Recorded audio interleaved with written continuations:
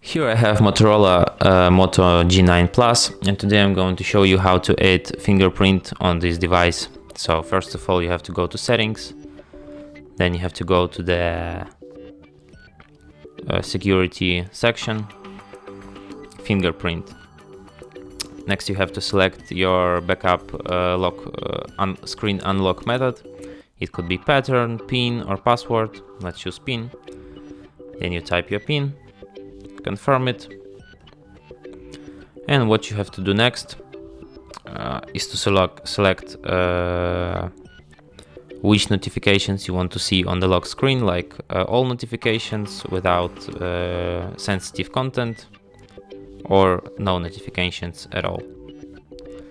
Then you tap on done, and what you have to do next is to just find this sensor of your fingerprint.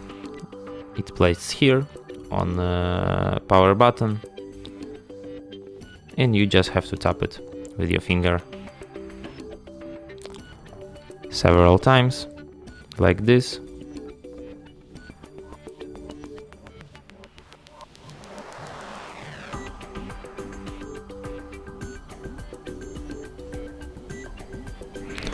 And that's it, fingerprint added.